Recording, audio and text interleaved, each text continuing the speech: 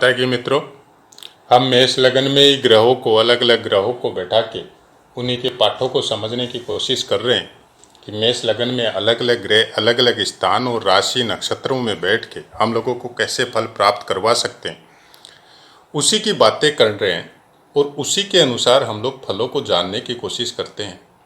और आज बात करते हैं शुक्रदेव अगर चतुर्थ स्थान में मेष लगन में विराजमान हो तो हम लोगों को कैसे फल प्राप्त होते हैं।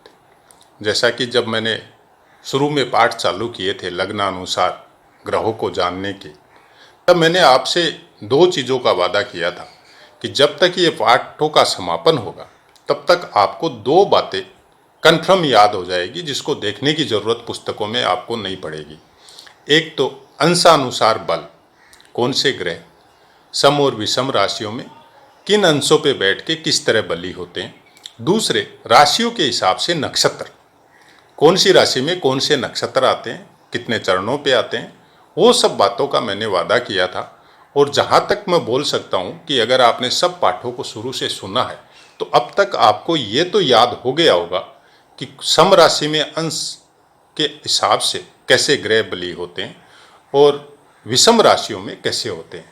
रही बात, हो सकता है आपको याद हो पहले से या याद हो गया हो, और नहीं भी हुआ है तो आप धीरज रखिए, सब पाठों को शुरू से सुनते जाइए। आपको राशियों के हिसाब से नक्षत्रों का भी पता चल जाएगा और आपको याद हो जाएगा, ये कन्फर्म है, क्योंकि पाठ बहुत चलेंगे और हर बार हर राशि में उन्हीं नक्षत्रों की बातें होती रहेगी और उनके अलग अलग प्रिडिक्शन, अलग अलग फलों को जब हम लोग डीपली सुनेंगे तो वो ऑटोमेटिक हम लोगों के दिमाग में सेट हो जाएगा। तो जैसे अंशानुसार है तो सम राशि है, सम राशि में प्रथम 6 अंश तक ग्रह मृत रहेंगे, उसके 6 अंश से लेकर 12 अंश तक वृद्धावस्था में रहेंगे, 12 अंश से लेकर 18 अंश तक युवावस्था में रहेंगे और 18 से लेकर 24 अंश तक कुमारावस्था में, 24 अंश से लेकर 30 अंश तक बाल्यावस्था में।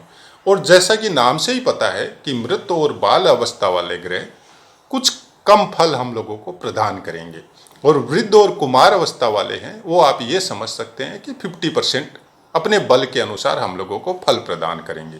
युवा अवस्था वाले ग्रह जो सम और विषम दोनों राशियों में सेम ही रहते हैं, वो ग्रह आपको संपूर्ण फल प्रदान करते हैं। लेकिन क्या ऐसा ही होता है, ये आपको अभ्यास से पता करना पड़ेगा। पुस्तकों में ये लिखने को देखने को मिलता है हम लोगों को, और जब चैनल वगैरह में भी सुनते हैं तो विद्वानों के द्वारा ऐसे ही बताया जाता है, लेकिन इन्हीं अंशों के अनुसार हम लोगों को सेम वैसे ही फल मिलेंगे।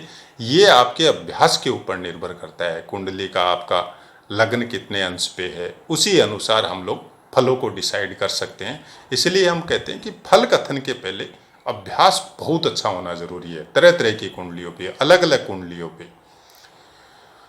शुक्रदेव मेष लग्न में दूसरा स्थान और 7वें स्थान का स्वामित्व शुक्रदेव को मेष लगन में प्राप्त है, वृष राशि और तुला राशि। अब तुला राशि क्योंकि इनकी मूल त्रिकोण राशि बोली जाती है तो उससे ये दशम होते हैं, और दशम स्थान में जो भी ग्रह अपनी मूल त्रिकोण राशि से दशम स्थान में जब प्लेस होता है तो बहुत अच्छा फल प्रदान करता है आपको। आपके कार्य क्षेत्र के लिए हो, आपके काम के लिए हो, आपके बिजनेस के लिए हो, आप जो भी कर्म करते हैं वो कर्म से संबंधित 10वां स्थान बोला जाता है। तो उस स्थान में शुक्रदेव का प्लेसमेंट बहुत अच्छा होता है। अब चतुर्थ स्थान की अगर हम लोग बातें करें तो चतुर्थ स्थान के कारकत्वों में शुक्रदेव से संबंधित हम लोग माता को जरूर बोलेंगे, क्योंकि अगर चतुर्थ स्थान में शुक्रदेव है तो माता का कुछ विशेष प्रिय ऐसा जातक होता है, माता से विशेष स्नेह करता है, माता के स्वास्थ्य के प्रति सतर्क रहता है, माता के डिमांड के प्रति सतर्क रहता है। माँ को कोई चीज़ चाहिए तो उसको पूर्ण करने की यथासंभव वो कोशिश भी करता है और माता के ज़्यादा नज़दीक भी रहता है, माता का सम्मान भी करता है।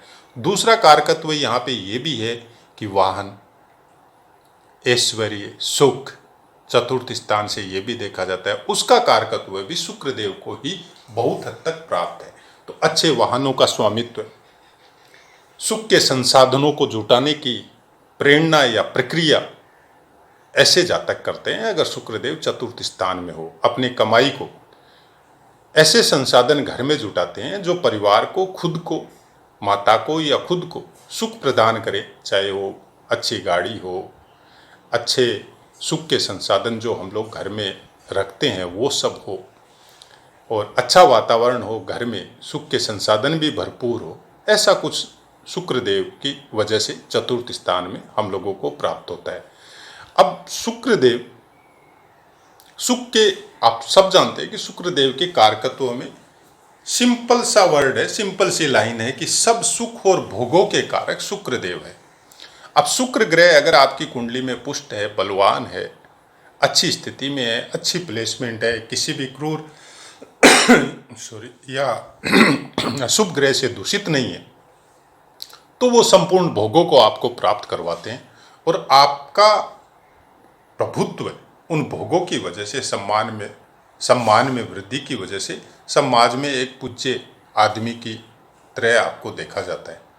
शुक्रदेव यहाँ पे अगर 0 से लेकर 3.20 डिग्री तक हो तो यहाँ पे पुनर्वसु नक्षत्र में रहेंगे। अब पुनर्वसु नक्षत्र के जैसे मिथुन राशि पे जब थे, मैंने कारकत्व बताए थे, सत्यवादी होता है आदमी, धर्म के प्रति कुछ विशेष, अपने धर्म के प्रति कुछ विशेष स्नेह होता है ऐसे आदमियों को, और धर्म कर्म के मामलों में विशेष रुचि लेते हैं। अगर गुरु ग्रह का प्लेसमेंट भी बहुत अच्छा हो तो जातक धर्म के संबंध में या धार्मिक कार्यों के कारण समाज में ऐसा फेमस होता है कि आने वाले समय में या कुछ और भी ग्रहों की प्रेरणा या उनका बल अगर सम्मिलित हो जाए साथ में, तो उसी को अपना दिनचर्या का साधन भी बना सकता है।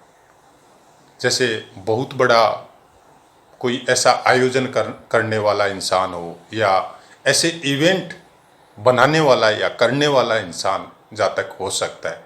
उसके बाद में 3.20 डिग्री से लेके 16.40 डिग्री तक अगर शुक्रदेव कर्क राशि में चतुर्थ स्थान में विराजमान हो तो पुष्य नक्षत्र के अधीन रहेगा। अब पुष्य नक्षत्र में अगर हम लोग ज़्यादा कुछ नहीं जानते तो इतना तो जरूर सुना होगा कि नक्षत्रों का राजा पुष्य नक्षत्र को बोला जाता है। पुष्य नक्षत्र से संबंधित कारकत्व बड़े बड़े प्रशासक हो, जो देश और समाज या गांव या शहर या स्टेट को चलाने वाले, साधु, यज्ञ या कर्म कांड करने वाले, विवाह करवाने वाले, कर्मकांडी विद्वान या ऐसे काम करने वाले, बहुत अच्छे मतलब प्रशासनिक पदों पे बैठे हो या इंडस्ट्री में बहुत बड़े अच्छे अच्छे पदों पे बैठने वाले इंसान जो बहुत ज़्यादा रोजगार का सृजन करते हैं, तो ऐसा कुछ काम भी शुक्रदेव यहाँ पे प्लेस होके 10वें स्थान को देखने की वजह से ऐसे जातक हो सकते हैं। हालांकि इसका स्वामित्व शनिदेव के पास है और शनिदेव का योग शुक्रदेव के साथ मित्रवत रहता है, और शुक्रदेव की राशि में शनिदेव वैसे भी उच्च के बोले जाते हैं। तो शनिदेव का प्लेसमेंट या शनिदेव की युति या शनिदेव के ऊपर इनकी दृष्टि या शनिदेव की इनके ऊपर दृष्टि सभी योग कारक होती है। हालांकि शनिदेव की दृष्टियों को खराब बोला जाता है, लेकिन अगर डायरेक्ट शुक्रदेव पे पड़ती है तो उस स्थान को बल प्रदान करती है और शुक्रदेव खुद को भी बल प्रदान करती है। तो आदमी भोगी नहीं होता है, फिर आदमी योगी होता है। तो फिर चतुर्थ स्थान जनता का भी कारक है, पब्लिक का भी कारक है। तो ऐसे इंसान के ऊपर जिसका चतुर्थ स्थान में शुक्रदेव पुष्य नक्षत्र में हो और कहीं से शनिदेव की भी दृष्टि अगर पड़ रही है, तो जनता का हित चाहने वाला नेता या लीडर या जनता की भलाई से संबंध में कुछ काम करने वाला बहुत बड़ा धनी या इंडस्ट्रियलिस्ट या बहुत ही अच्छे पद पे रह के और समाज या देश या जनता का हित करने वाला ऐसा जातक बन सकता है चतुर्थ स्थान में शुक्रदेव। उसके बाद में 16.40 डिग्री से लेकर 30 डिग्री तक अगर शुक्रदेव कर्क राशि में है तो फिर अश्लेषा नक्षत्र में रहेंगे, और अश्लेषा नक्षत्र का स्वामित्व बुध देव को प्राप्त है। बुध ग्रह की प्लेसमेंट आपकी कुंडली में कैसी है, इसको आपको देखना बहुत जरूरी है। और बुध देव के नक्षत्र में चतुर्थ स्थान पे अगर शुक्रदेव यहाँ पे विराजमान होते हैं तो यहाँ पे कुछ अच्छे फल आपको प्राप्त नहीं होंगे। हालांकि ये जरूर बात है, बुध देव की कंडीशन अच्छी हो या गुरुदेव की भी कंडीशन अच्छी हो तो कुछ विवाह से संबंधित आयोजन करने वाले या बड़े बड़े विवाह से संबंधित जो इवेंट होते हैं उनको चलाने वाले, जैसे आजकल सामाजिक क्रियाकलाप के विवाह होते हैं, सामाजिक का जो अलग अलग जातियों में अलग अलग इवेंट चलते हैं समाज के लिए कि एक साथ जैसे 200 लड़कों या लड़कियों का विवाह हो, 100 लड़के या लड़कियों का विवाह हो, तो ऐसे कुछ काम अगर बुध देव की प्लेसमेंट अच्छी हो और गुरुदेव की भी प्लेसमेंट अच्छी हो तो फिर ऐसे काम करवाने वाले जातक हो सकते हैं। अदरवाइज यहाँ पे अश्लेषा नक्षत्र में अगर शुक्रदेव चतुर्थ स्थान में है तो उनके फलों में बहुत कमी आ जाती है, बहुत ही ज़्यादा, मतलब कुछ तकलीफ कारक शुक्रदेव यहाँ पे जातक के लिए हो जाते हैं। और कुछ विशेष चीज़ें जैसे मुकदमा वगैरह भी हो सकता है, कुछ शेयरों में सट्टा वगैरह लगाने की प्रवृत्ति भी ऐसे जातकों की हो सकती है। लेकिन एक चीज़ और है, अगर बुध देव अपनी राशि में छठे स्थान पे विराजमान हो और अश्लेषा नक्षत्र में शुक्रदेव हो तो फिर आदमी बहुत बड़ा सर्जन या डॉक्टर बन सकता है और उसी अनुसार उसकी जीविका भी हो सकती है। वो भोगों से दूर हो सकता है लेकिन शल्य क्रिया या चिकित्सा के क्षेत्र में ऐसे इंसान का बहुत नाम हो सकता है और वो पब्लिक के लिए ऐसे कुछ आयोजन भी कर सकता है कि पब्लिक की जो गरीब इंसान है, गरीब आदमी है, उनकी फ्री में सेवा कर सके। तो ऐसा जातक बहुत बड़ा योगी भी इस चीज़ में बन सकता है। हालांकि शनि देव का आपको प्लेसमेंट देखना ही पड़ेगा। शनि देव की दृष्टि अगर इन पे पड़ रही है और बुध भी अब बलवान है या छठे हाउस में विराजमान, अपनी राशि में विराजमान है, तो यहाँ पे फिर अश्लेषा नक्षत्र का शुक्रदेव आपको बहुत अच्छे फल प्रदान करवा सकता है। तो आशा है मित्रों पाठ को समझाने में या आपको समझने में कोई दिक्कत नहीं आ रही होगी, क्योंकि मेरी भाषा वैसी ही रहती है जैसी नॉर्मल में हम लोग आपस में बातचीत करते हैं। कोई शब्द या श्लोक में यूज नहीं करता जो आम आदमी के समझ में नहीं आए। पढ़ना खुद को और दूसरे को समझाना दोनों ही अलग अलग बातें हैं।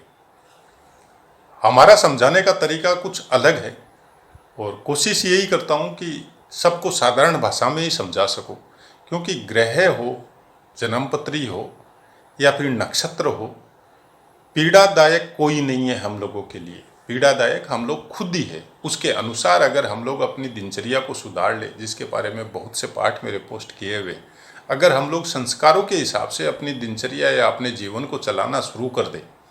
अब अगर आपका शुक्रदेव अच्छा हो और आप 24 आवर भोगों में ही लगे रहेंगे तो फिर वही शुक्रदेव पीड़ाकारक बन जाएगा।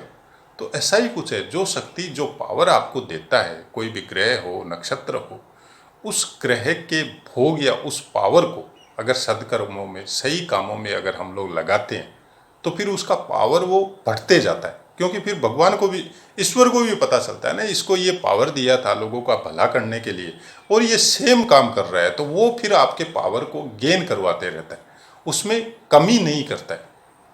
तो ऐसा अब मेरा अपना मत है। आप अभ्यास में अगर ऐसी चीज़ें देखेंगे कि कोई इंसान बहुत ही ज़्यादा इस तरह का बली था उसका ग्रह और वो ऐसे काम करने लग गया, उसकी वजह से उसका बल, उसका प्रताप, उसकी तकलीफ तो दूर हुई जो हुई, उस बल और प्रताप की वजह से वो बहुतों का भला करके चला गया। तो ऐसा ही कुछ होता है, ग्रहों का अपना अपना प्रभाव और नक्षत्रों का अपना अपना प्रभाव हर इंसान के ऊपर सेम ही होता है।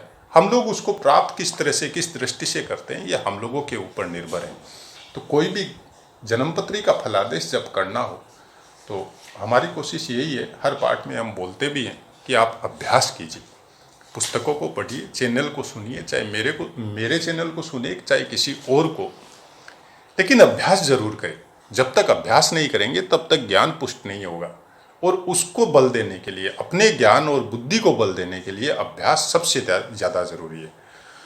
तो अपनी वाणी को विराम देता हूँ मित्रों और आप सबसे आज्ञा लेता हूँ। जय माता।